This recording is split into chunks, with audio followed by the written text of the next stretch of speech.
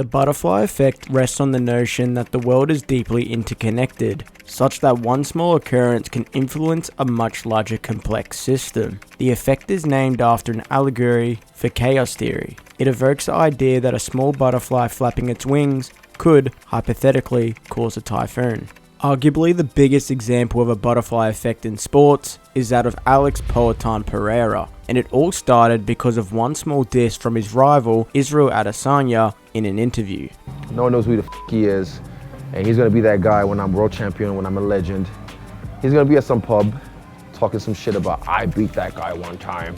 What has happened since this interview is the stuff of legends, which we will discuss within this video. This is the butterfly effect of Alex Pereira. Both Israel Adesanya and Alex Pereira found their love for combat in kickboxing. However, they came from two very different backgrounds. Alex is from Brazil and has indigenous ancestry from the Pitaxo tribe, whereas Israel is from Nigeria and later migrated to New Zealand.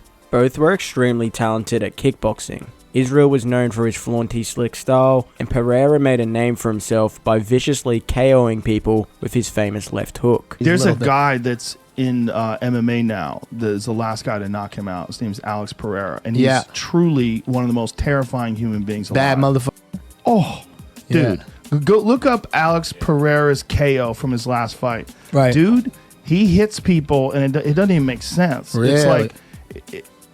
It doesn't. He's the same size as these people. Yeah. But he hits them. It's like he's a heavyweight and they're a lightweight. I'm telling you. With these two titans of the sport succeeding in the same weight class, it was inevitable that they would face each other. On April 2nd, 2016, they would first face off in China. And after 3 rounds, the fight would be very close, with Pereira ultimately being awarded the unanimous decision win. Almost a year later, the two would face off yet again. After some rough moments for Pereira early on, he would come back and land his devastating left hook on Adesanya's chin, putting him out for the count.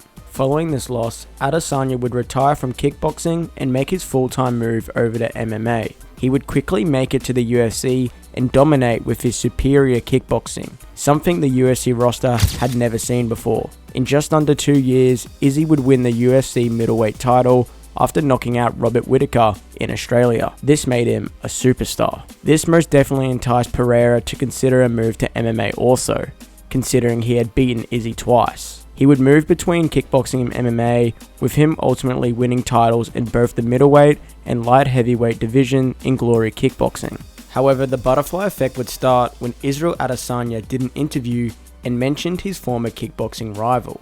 But then, this fight I fought and I got knocked out. My first and only ever knockout loss, and then my only back-to-back loss as well. So for me, it was a lot of learning.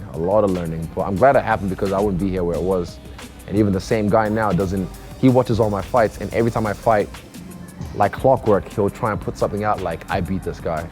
But I've never ever watched any of his fights, ever. So at the end of the day, no one knows who the he is, and he's gonna be that guy when I'm world champion, when I'm a legend.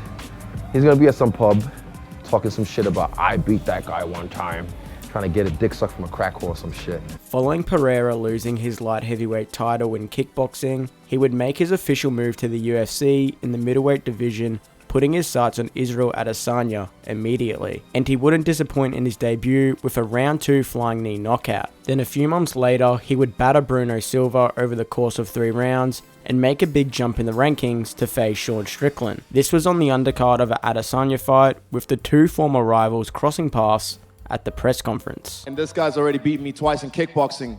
And funny thing is, I asked you guys, the press, at the press conference, who's actually watched the fight?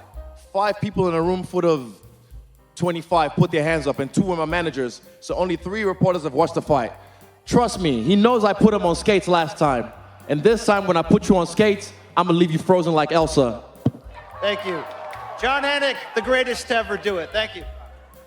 Both Pereira and Izzy would win their fights, ultimately setting up the 3rd official fight between the two, but this time in MMA. Izzy would look good early and almost finish Pereira in the first round, but luckily for Pereira, the bell would go off. The next 3 rounds were reasonably competitive, with it arguably being 3-1 in favour of Adesanya going into the 5th and final round. Then the unthinkable would happen when the underdog caught Izzy with a left hook and landed a number of strikes, resulting in the fight being stopped. Poatan was now 3-0 against Adesanya in pro fights, making him another superstar. But given Adesanya's previous dominance in the middleweight division, he was awarded an immediate rematch. This time, Adesanya would be getting beaten up early in the fight, which was unusual, as usually Pereira would start slow and then win later on. However, Izzy looked as if he was going to be stopped yet again, when an overconfident Pereira would be caught by a big right hand from Izzy and get his lights put out, making the rivalry 3-1.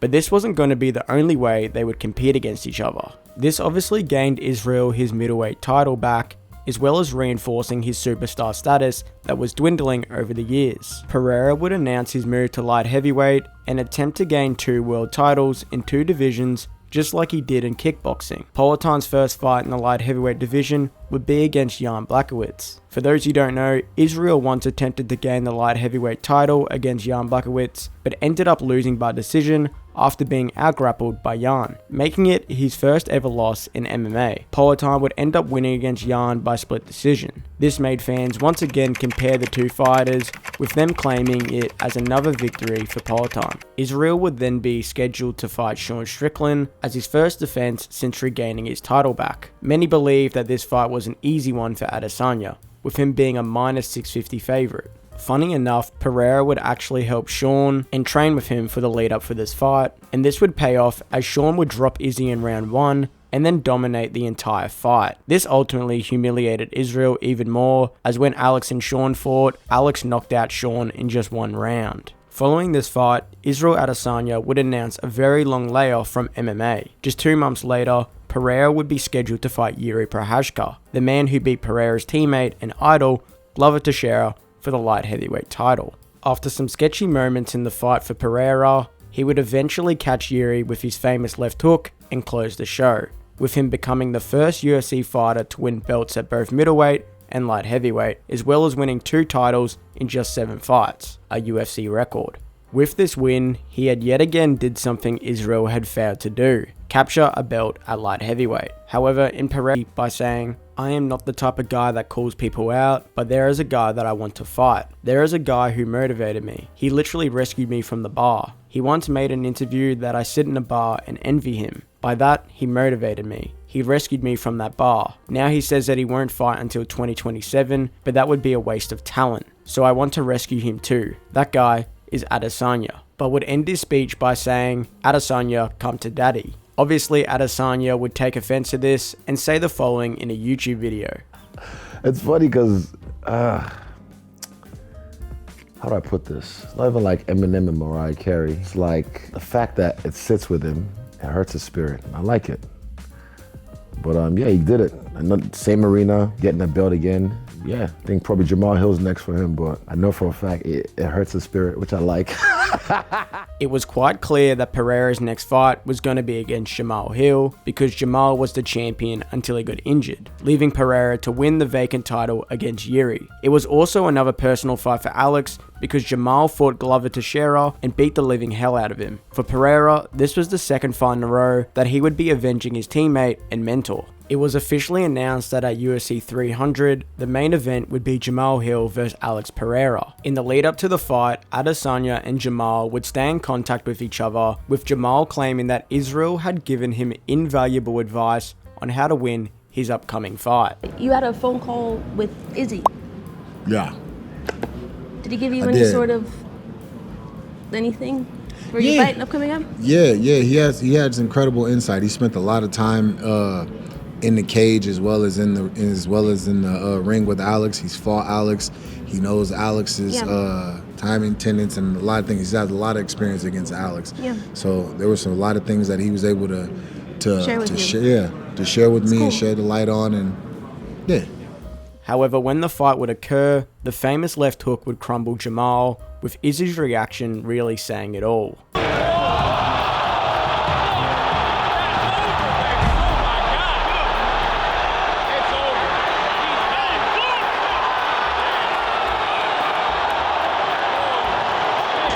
Yet again, this is just one of many examples of Pereira appearing to one-up Israel in this rivalry, which continues to expand even without them fighting. This leaves many people to question whether Alex Pereira has already surpassed Adesanya's legacy within MMA. As of April of 2023, Alex Pereira has won 2 UFC titles, defended his light heavyweight title once, and defeated 5 former UFC champions, all in just over 2 years since his UFC debut. Ironically, Israel Adesanya has become the guy who claims, "I beat that guy one time," as he was unknowingly the catalyst for the butterfly to flap its wings and accidentally create a typhoon that the MMA world wasn't prepared for.